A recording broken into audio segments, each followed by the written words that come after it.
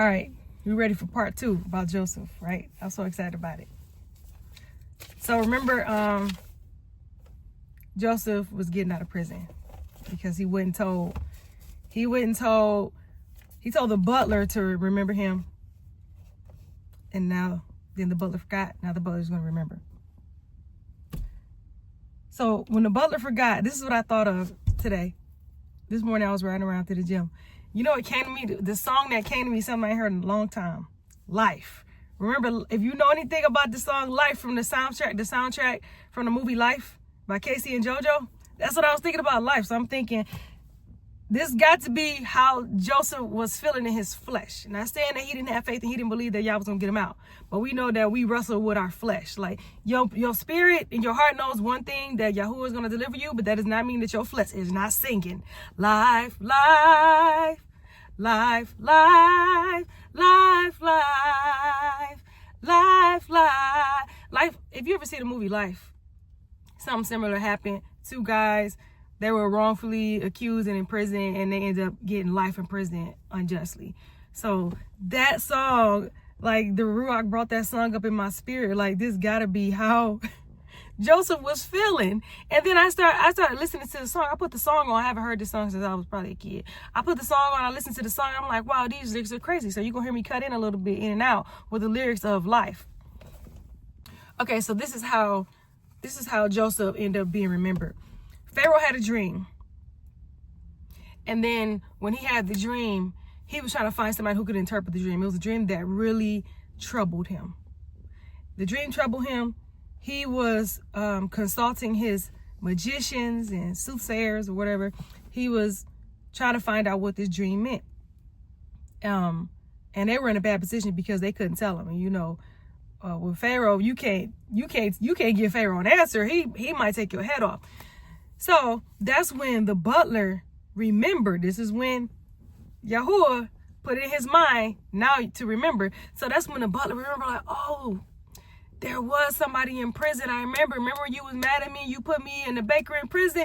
There was this guy there, and he could interpret dreams. And he told both of us our dreams, and exactly what he said happened.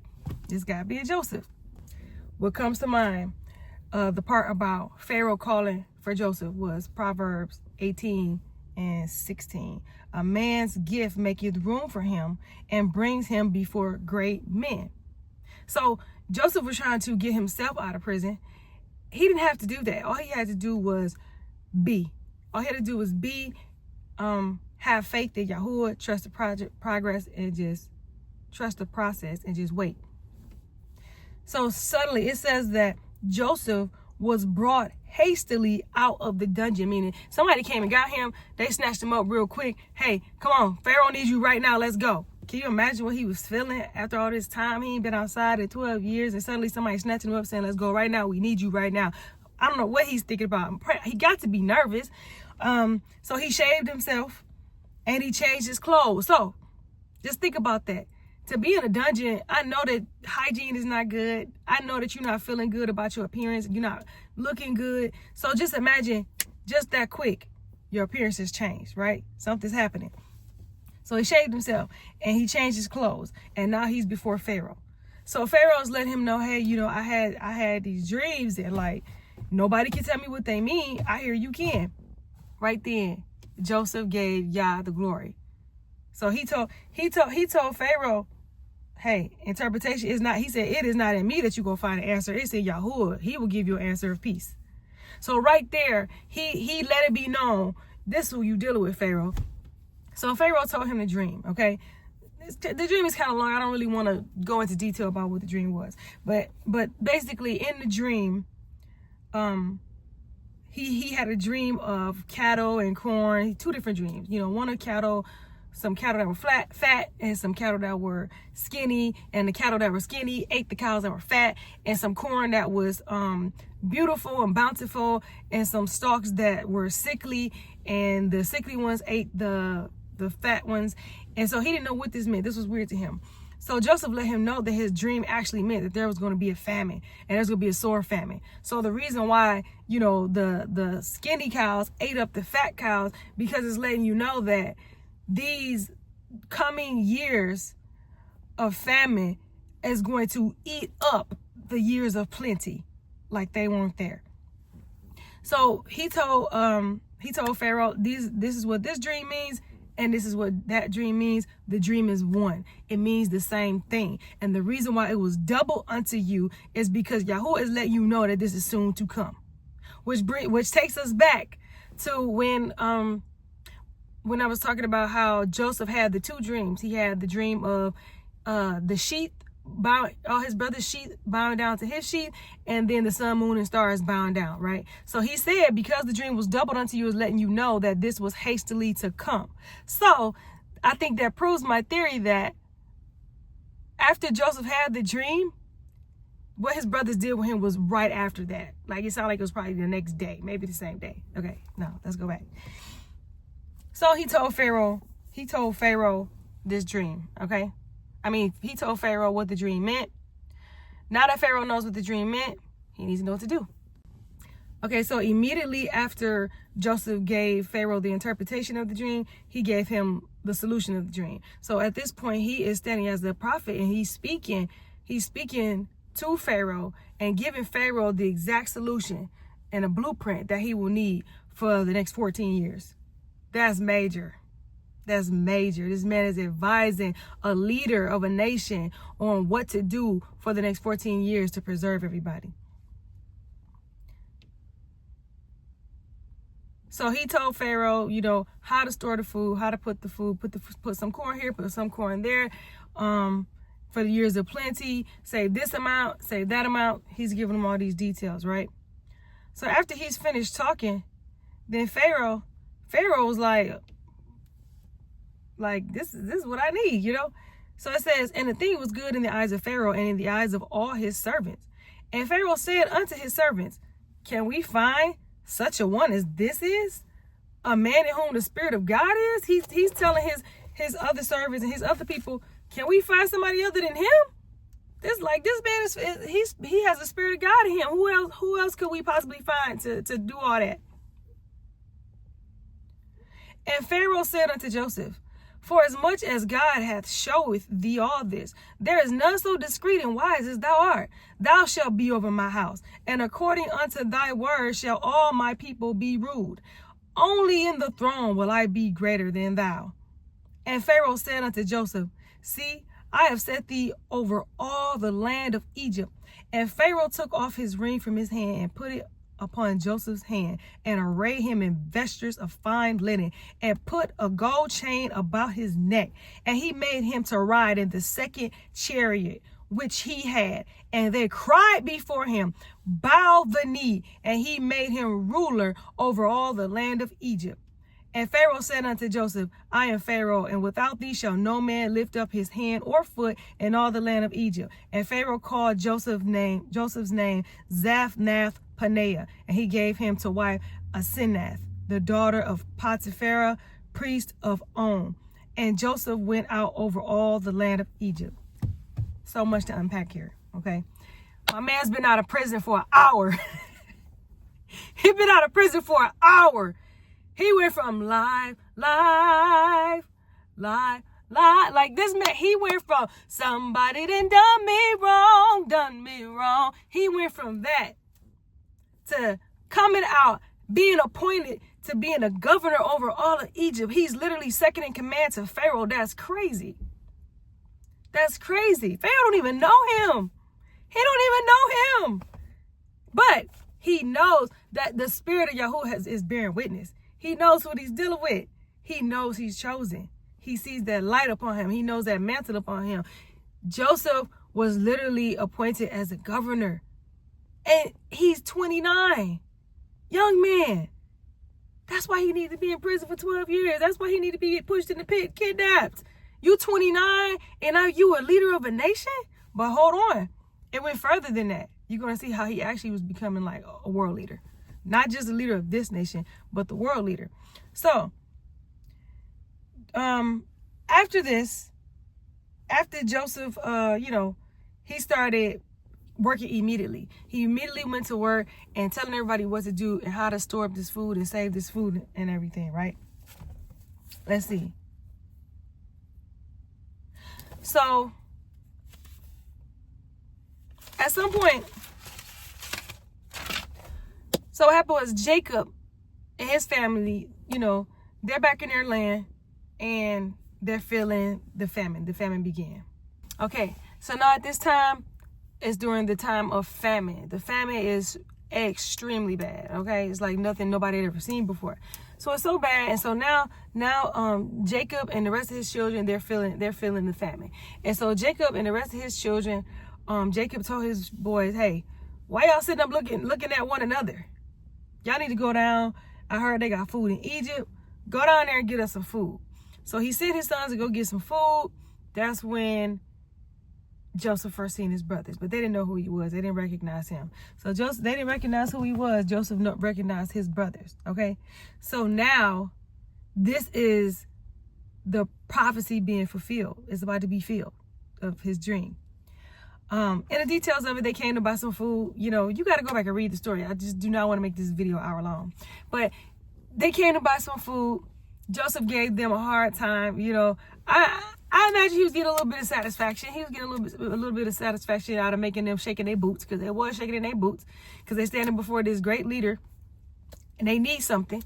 And they know, it's widely known that if you come into a nation, you can come in there innocently and end up in prison if you do the wrong thing, or they think you're doing the wrong thing. So they are already scared anyway. And then he scared them. It said Joseph spake roughly to them.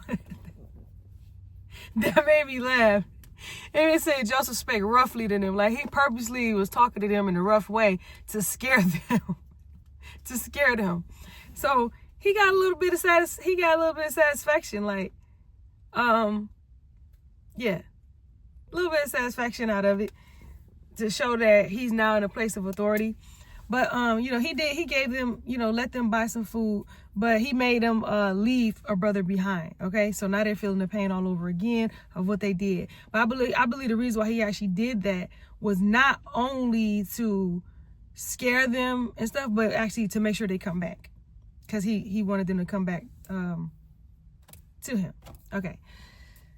So when they came to Joseph, they had to bow down to him. So that's what I say. That's what I say. The prophecy is being fulfilled. He's a governor. They know that, man, we want to eat food. We just want to hurry up and buy some food, get up out of here. So they bowing down there on their P's and Q's, best behavior. So that prophecy was fulfilled. The thing that they tried to stop from happening, the same people who were used to try to stop the prophetic word from being fulfilled in your life, they came and they still had to fulfill it. They still had to bow down. They still had to bow down to the word of Yahuah that went forth, because his word would not return unto him void. All right. So when they went back to Egypt, you know, he made them leave one of the brothers there, and then they had to go back without the brother. Okay. So imagine what Jacob is feeling like. So Jacob, they live in, I don't know how much time was going by. It doesn't seem like it was that much time. Let's just say it was months. I don't know. So they ran out of the food, and then he told him to go back again. But he told him, don't come back here without the other brother. Because they told him that he had a younger brother. They said they had a younger brother, but Joseph really wanted to see him. So he said, don't come back here without him, without your younger brother, right? And I don't know. I think that Benjamin, I'm thinking that Benjamin was born. I don't know if he was born before or after Joseph left. He may have been smaller, but I don't know. I always thought in the scripture, I always thought that he never knew Benjamin, and he didn't know he had a brother. So that could be the case, because I thought that when he was, when they were saying that we have a younger brother that's still back with our father, I think that Joseph thought that they were lying, because he thought they were talking about him, but they were really talking about Benjamin. But I don't know. I'm not sure. I need to really study that out. But he said, don't come back here without him. You know, Jacob did not want to let his son go, because you didn't already lost Joseph. Joseph was already dead. And, you know, Benjamin was also from Rachel. So Rachel had Joseph and Benjamin, and Rachel was the favorite wife. So now here Jacob was like, no, like my wife didn't die. My son, my oldest son, you know, from her, he's gone. Y'all ain't about to take this last one that I have. He's like his last memory of his wife. So He ended up having to take him, you know, I think Reuben said, you know, if I don't bring him back, you can slay my sons. And he didn't think he wasn't gonna be able to bring him back. But when he went, you know, they went back to Egypt, and Joseph had this whole setup, making them quake in their boots again, making it look like they were stealing, accusing them of being spies, all kinds of stuff. Like, I don't know. It's actually really funny to me. Like, I be cracking up when I be reading. When I be reading, I be laughing because he knew what he was doing. And then here's the significant thing that I wanted to get to, okay? The significant thing that I wanted to get to was when they were going through all this stuff with Joseph, and Joseph was threatening to put them in prison, and he did put some of them in prison, and he was saying that they were spies and all this stuff and speaking roughly to them, they started talking to themselves, amongst themselves. So I imagine that they whispering, they low, they like, man, they saying, this is our judgment. They like, this is because of what we did. Let me find where I wrote that down. Let me see. It says in 42:21, Genesis 42:21, we are verily guilty concerning our brother. So they knew. This was nothing that's significant.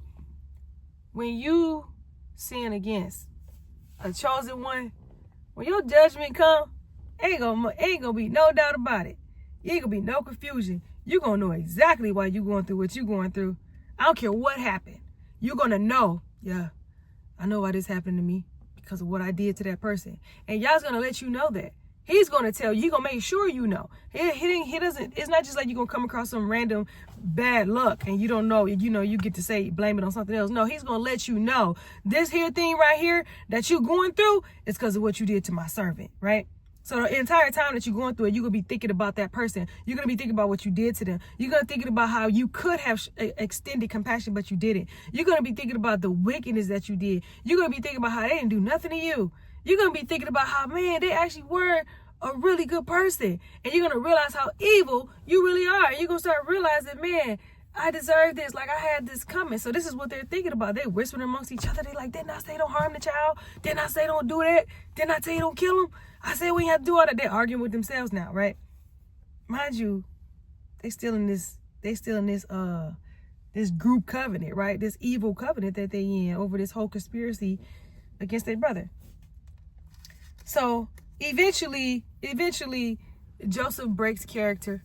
He couldn't take it no more. This was too emotional. And you know when he broke character when they brought Benjamin, when he saw his brother. So I imagine he's looking at him, he see his little brother. He's probably seeing himself, his mother, his father, and he breaks down crying.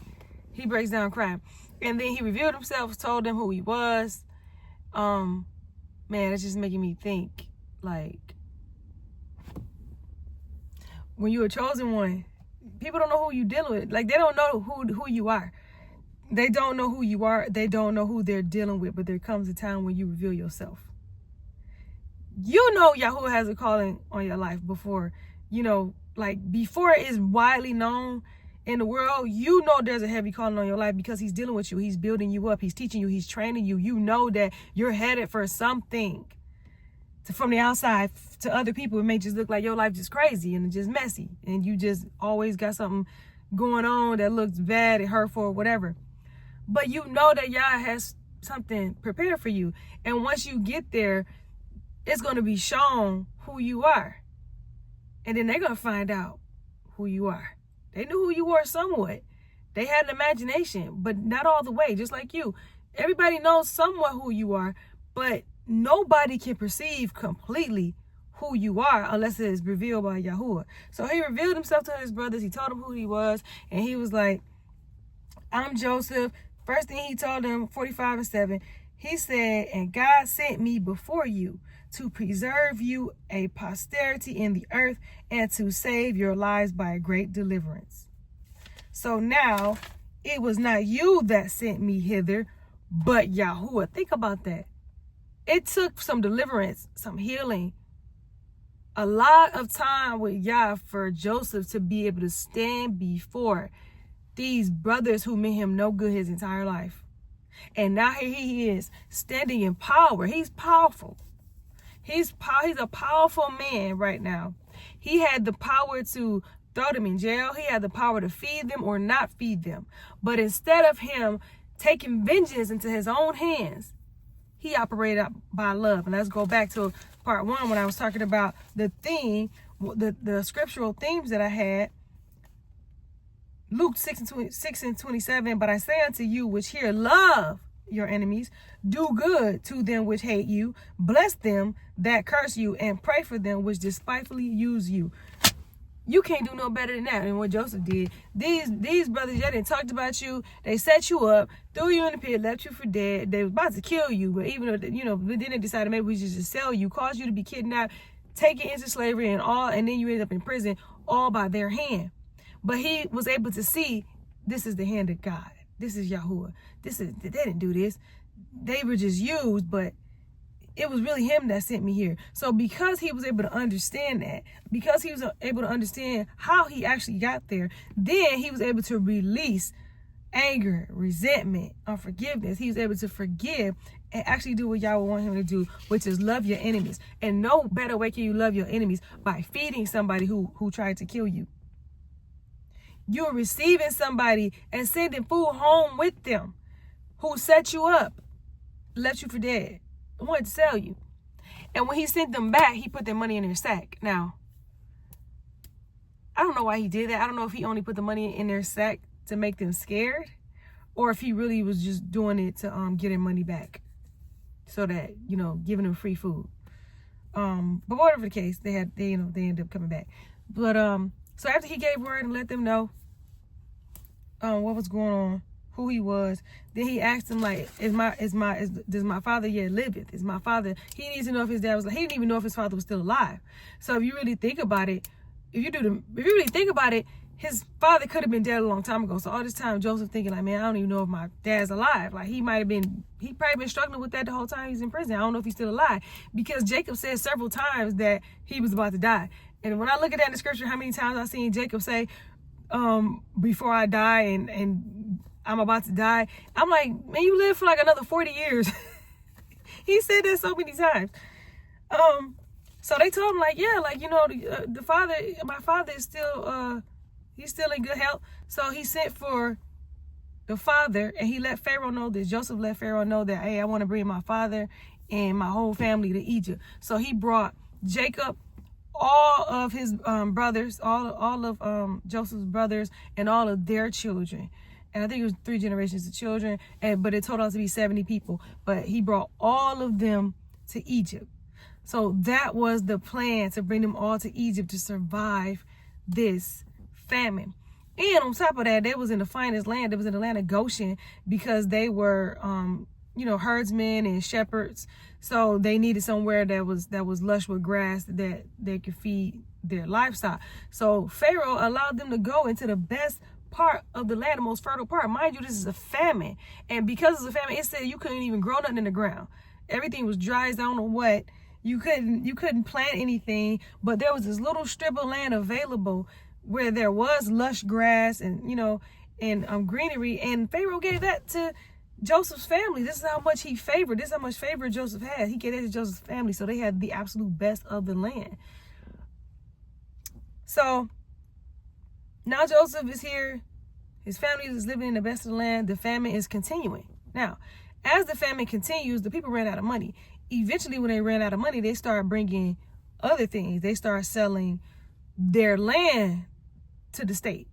And then they started selling themselves to the state, offering themselves as slaves just so that they can eat. Imagine being so hungry. The famine is so bad that your absolute last resort is to sell yourself. Like, if you feed me, I'll do whatever you want me to do. So they sold their land. So they brought all their money. Then they brought all their land. Then they brought themselves. Listen. That is how Egypt became a world superpower. Egypt. So now the Pharaoh that you seen later on down the line, the great Pharaoh that you were seeing, eventually the children of Israel went into captivity, and they were numbered over 3 million people, right? Estimated about 3 million people. Egypt was very powerful at that time. Egypt gained its power from this very occurrence in history because Joseph gave the word of Yahuah to save up the food, and Egypt was selling food to the entire world because the famine was all over the world. It wasn't just in Egypt. They sold food to the entire world, and then they took everybody's money, they took everybody's land, because people were selling their land, and people were even selling themselves, and that's how Egypt became a world superpower. So the mantle that was on Joseph was to be a world leader. He literally was used to save alive the world. And that's why he needed to be thrown in the pit.